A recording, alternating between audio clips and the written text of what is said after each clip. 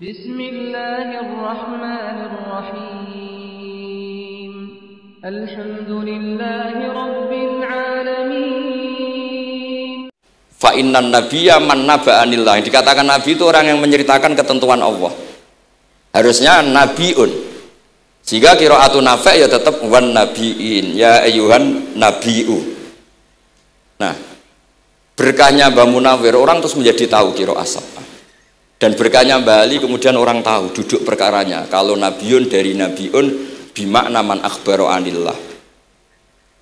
Dan terus berkahnya wow, kalau saya boleh GR berkah Gus Gofur kula berkah ngeten-ngeten iki duka Kiai Peres napa Kiai Media iki mboten roh. Berkah ini terus kula ngomong terus. Saya tidak khawatir salah, bukan karena saya maksum ndak. Wong Islam pun pinter. Nak bener minallah, nak salah kok Gus Bah. Jadi kula niku umat gelum. Jadi penak wong Islam niku penak. Kula nu sering tahajud nak ndonga ya Allah, kula niku pede mawon nerangno Quran. Mergo tiyang Islam pun sae. Nak bener jare jenengan, nak salah kula. Lah nak kula sing salah nggih sederhana mawon, kula abdun, kula kawula, kula nak ndonga nggih Rabbana dzalamna anfusana. Sebelum disalahkan orang juga saya sudah merasa salah.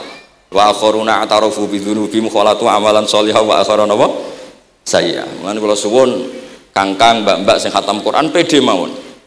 Bahwa yang Anda lakukan menghafal Quran itu sudah benar.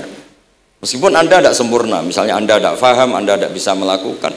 Khifdhu kalil Quran huwa al-khifdullah. Kamu menghafalkan Quran itu sudah menjaga lafaz-lafaz Quran. Sehingga lafaz Quran tetap mutawatir, lafaz Quran tetap ma'ruf, tetap masyhur, sehingga ketika ada yang memasukkan Quran konangan. Tapi kalau yang hafid sedikit, lam yablugh adadat tawatur, takutnya kalau ada yang menyalah, ada yang apa, itu tidak diketahui. Di barokahnya hamalatul Quran sing aksar wa aksar itu kita terjaga. Nah, itu yang dimaksud Mbah Mus, Quran itu harus jadi budaya. Ning desa iku wong ra salat lah. Dengar ada warung ayamnya tiren enggak disembelih itu enggak mau makan. Haram, padahal dia ra salat. Ra salat itu lebih dari haram. Tapi tetap enggak mau makan ayam tiren. Enggak salat disuruh makan babi ya enggak mau, haram. Sampai tadi yang nyolong saja milih wedhus bukan melkeng babi. Karena babi itu haram. Dan saya pernah digojlok sama wartawan, Pak Bahak, wah fikih Indonesia itu hebat, sampai maling saja masih pakai fikih itu. Jadi kalau nyolong itu milih yang halal bukan yang haram.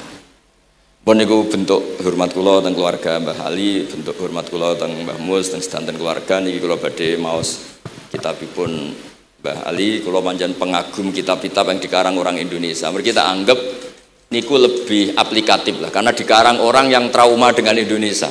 Kemudian setelah trauma ingin membenahi Indonesia. Misalnya jenengan ngertos sesajen, mbok haramno iku tradisi, mbok barno iku sawangane kok dekati sirik ning pinggir wit gede. Akhirnya dimodifikasi wis mangan-mangan, kumpul-kumpul tapi tahlilan. Lah masuk tahlilan la ilaha illallah barani kalimatu syirkin. La ilaha illallah itu kalimatu syirkin kalau dilafatkan di bawah pohon. Terus piye logikane ku piye? Kalau bolak-balik matur. Hadhil kalimah sara bihal kafiru mu'minan. Fa kaifa saral mu'minu kafiran juga bihadhil kalimah, itu logikanya enggak ketemu. Orang yang kafir puluhan tahun saja sekali melafatkan la ilaha illallah Muhammadur Rasulullah, qul lil ladzina kafaru iyantahu yufar lahum ma qad salam. Selesai, sara mu'minan. Bihadhil kalimah. Kemudian kalimah yang sama ketika kita baca dianggap kita ini kafir juga bihadil kalimah. Akhirnya dengan modifikasi khas Indonesia, kearifan Indonesia, tetap sesajen tapi tahlilan. Tetap melakukan hal-hal Jawa tapi dimodifikasi menjadi Islami. Kalau kita misalnya orang modern nggak ingin mengganggu orang lain yang kita tamui, gampang dalilnya. Ada ayat la tadkhulu buyutan ghaira buyutikum. Kamu jangan sowan ke orang lain atau dolan ke orang lain. Hatta tastanisu. Ukurannya bukan salam dulu, bukan hatta tusallimu, hatta tastanisu. Jika kamu merasa nyaman, kamu bisa ngukur tingkat akrab kamu. Kamu bisa ngukur jamnya orang itu. Kamu bisa ngukur kebutuhan orang itu. Butuh saya ndak? Kenapa mertamu pengen ke duit bebas jam? Atau kamu orang cantik yang kamu tamoni sing seneng kue bebas jam? Tapi aku apa nagih hutang, mertamu orang yang kamu tagih itu mesti kamu dianggap problem. Atau mertamu orang yang nggak akrab di jam istirahat, tentu kita dianggap problem. Makanya ukurannya Quran tuh hatta tastanisu, kamu merasa nyaman. Istinas itu nyaman, enjoy. Kayak saya dolan di Gus Zofur kan akrab mulai kecil teman saya. Mungkin bisa ngabaikan jam. Tapi kalau saya dolan di kiai yang tidak kenal saya, mungkin kedatangan saya dianggap problem karena di jam tertentu, saya harus mikir, kayak apa hebatnya Quran ketika bikin aturan la tadkhulu buyutan ghaira buyutikum hatta tastanisu. Setelah nyaman nggak apa-apa waktu salimu, jangan salam dulu. Istinasnya tidak kena, salamnya geger. Akhirnya banyak kiai keselak. Assalamualaikum pas makan, nggak dijawab. Assalamualaikum. Nah hal-hal seperti itu harus santri-santri ini kalau niat ngandani lari-lari, bukan niat ngandani kiai-kiai, harus waqafil qalb, harus warrasikhuna fil ilm. Tahu betul kualitas hatta tastanisu. Kamu itu merasa nyaman istinas. Kemudian rasa nyaman ukurannya apa ya? La dororo wala diror. Kamu tidak ganggu diri kamu sendiri, juga agak mengganggu orang lain. Sehingga setelah itu semua baru watu salimu ala ahliya. Nah, andai kan kita ya tadi dawe Mbah Mus, kita semua sudah seperti itu. Kalau bertamu di orang ya kita ngukur tingkat akrab kita, tingkat dibutuhnya kita. Sehingga di tradisi NU itu ya dolan kiai pendak diundang karena itu pasti diinginkan. Wong kula nate diceritani pernah misanani Mbah Mun. Kula nate Gus ditiliki Mbah Mun mboten seneng. Kena apa? Beliau pas khutbah Mbah Mun rawuh delalah Mbah Mun jarak salat ning saf awal. Bar niku tiyange meruntus meriang. Karena khotib tuh harus naik ke mimbar kudu ngandani taqwa usikum wa nafsi taqwa. Teng isore niku Mbah Mun. Walhasil terus loro terus wan yai. Mbah, nak dolan nggih dikira-kira, ampun pas Jumatan. Semenjak niku Mbah Mun Mbah Sahal itu nak Jumatan tengguri. Mbah Sahal itu kalau Jumatan itu sudah komat gelar, beliau keluar dari mobil serenane itu miyos terus sholat terus kundur. Kalau dulu ya janggal, iki wong alim alama nak sholat kok guri. Ternyata itu nggak ingin jadi problem bagi khotib. Jenengan iso bayangno khutbah teng ngarepe Mbah Mus terus kula munggah ngeten nyekel tongkat usikum wa nafsi fi taqwa. Terus apa ya akhirnya terus kula niku kan jare wong akeh, mboten tenan Bu. Jare wong akeh ora rada iso ngaji. Kula nak Jumatan niku guri gara-gara diceritani niku. Ternyata khotibe nggih cerita kula, matur nuwun Gus, pokoke nak pas Jumatan aja ketok. Dianggap musibah, kedatangan kula dianggap musibah. Nah, hal seperti itu ya ukurannya gampang kata napa? Tastanis. Pun niki kula maos terakhir niki Pak Don niki Gus Ilmi, Gus niku sing Gus Hafiz pokoke sing waris-waris niki. Niki cerita kemarahanipun Mbah Ali Maksum ngadepi firqah-firqah kelompok-kelompok sing mboten jelas nih. Oleh ngendikan niku kula masih ingat karena saya khatam kitab ini itu 2 kali. Nggih khatam tenan maksudnya kula sinaoni terus padanan dalil yang beliau sebut tak cari sampai ketemu bener-bener kula cari. Ya saya ulang lagi. Dalil padannya kula cari terus emosi-emosi beliau juga tak tulis. Karena beliau di antara yang diceritakan itu sampai ngendikan wahal bi jununun, kata beliau, apa saya ini sudah gila ketika saya fatwa misalnya orang nggak boleh ziarah Rasulullah Shallallahu Alaihi Wasallam. Itu artinya menghalangi orang ketemu nabinya. Makanya bener Mbah Mus tadi ada orang tuh debat wiridan itu sunat atau ora, dalile piye. Terus ada orang yang provokasi gini, kamu dikatakan bid'ah setelah sholat gak wiridan, kowe iku ben ora nyebut Allah. Terus kepikiran matur kula, wis Agus bar sholat itu pokoknya aku wiridan. Cek bid'ah cek ora, wong kok ora oleh eling Allah. Wis gak usah dalil-dalilan. Dadi pertama diprovokasi, wiridan model ngono iku ora ono sanate, ora ono hadise. Singkat cerita seorang ini meninggalkan wiridan. Terus ketemu orang NU yang kebetulan rapati iso ngaji tapi pinter logika. Kowe ora tau wiridan saiki nek bar salat, ora tau, enggak ada hadisnya gini-gini. Kowe iku dibodoni, ben kowe iku ora tau nyebut Allah, ora eling Allah. Muring-muring tiyang niku. Akhire angger bar salat wiridan.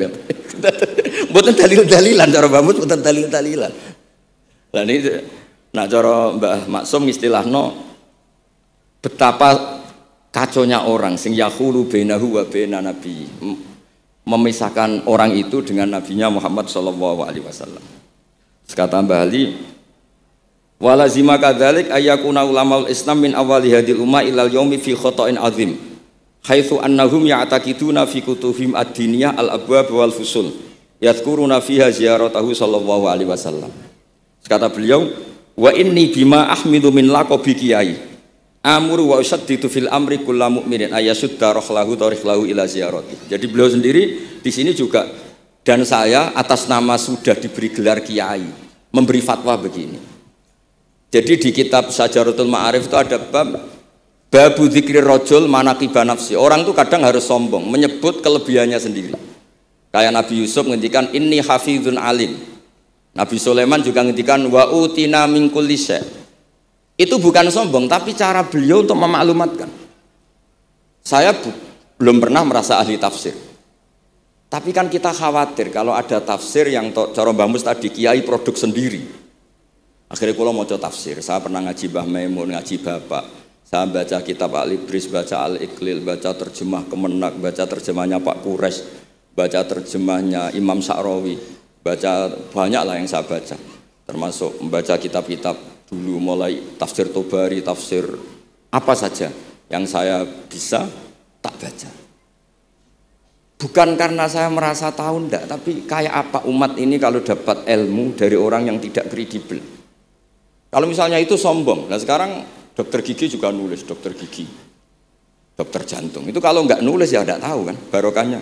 Mungkin kalau suwon santri-santri misalnya jenengan ahli takrib itu semua untuk rumah. Ahli takrib medium. Spesial bab ibadah kan. Nanti yang enggak pati pinter ya spesial mandi junub, enggak apa-apa. Yang penting orang tahu kamu keahliannya di mana. Daripada kamu enggak memaklumatkan, kemudian ada orang lain yang enggak pernah ngaji memaklumatkan seakan-akan paling tahu Islam. Terus menjadi mahatus soal, menjadi marhalur rijal. Kayak apa? Islam mau dikemanakan? Semua ulama dulu biasa ngendikan ma adkhaltu fi kitabi hadza illa shahih, kata Imam Bukhari. Yang saya masukkan di sini semuanya hadis sahih. Dan sebelum saya masukkan sholaitu rakaatain, saya sholat dulu. Semuanya menggaransi kitabnya. Makanya di Syajaratul Ma'arif ada babu dzikri rajul manaqiba nafsi. Yaitu ketika Nabi Yusuf menghentikan inni hafizun alim. Nabi Sulaiman menghentikan wa utina min kulli syai'.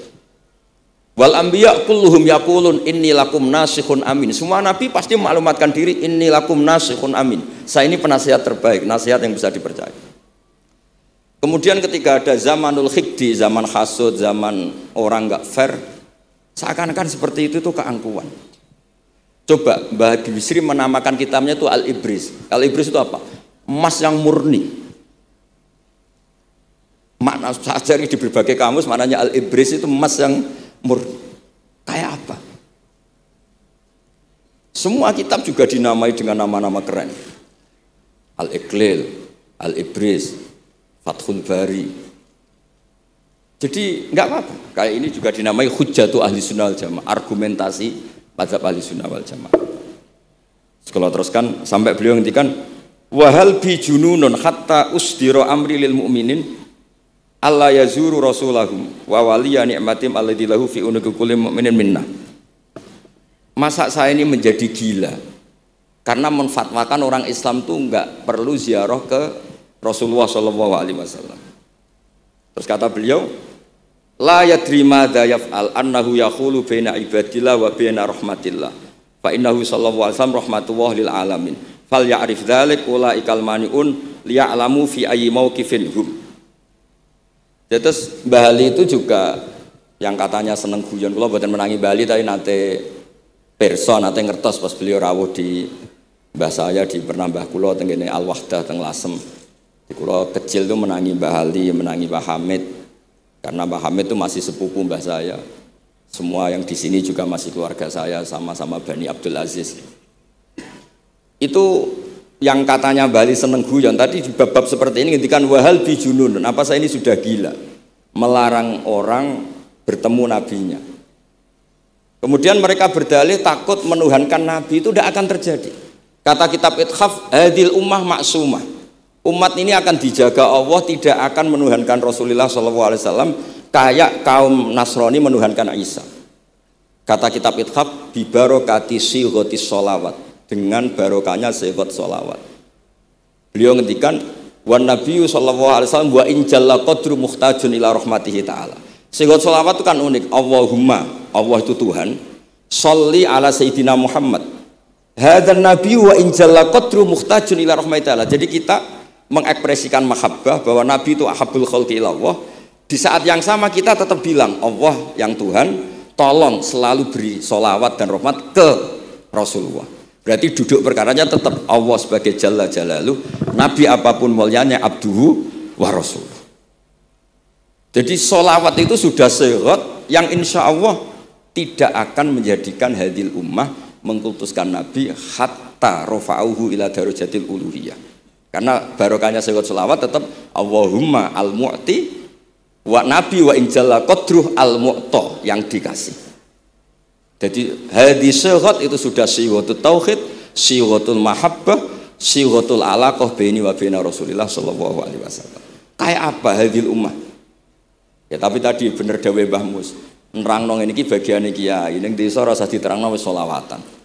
Jadi kepenak rasa dalil-dalilan wis selawatan. Tapi memang resiko gak ada yang menerangkan suatu saat kalau ada itsaratus syubuhat itu terus mereka bahaya. Makanya ada yang ngalahin nerangno sepatus ini masih terjaga.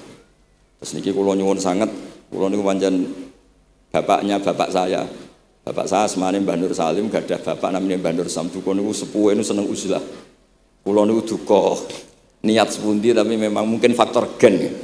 Saya itu termasuk orang yang pengen jauh sekali terganggu kalau sering ada acara-acara malah nih mun wayahe lah niki mun wayahe Mas Afif, Gus Zaki napa Gus Ilmi mus wayahe nyai, wayahe ngaji mulang kitab mbah iki teng ngarepe wong akeh dadi nak salah izin.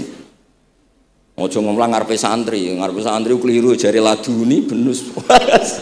Sok repot. Terus niki mboten niat menapa nggih ngoten mawon. Assalamualaikum warahmatullahi wabarakatuh.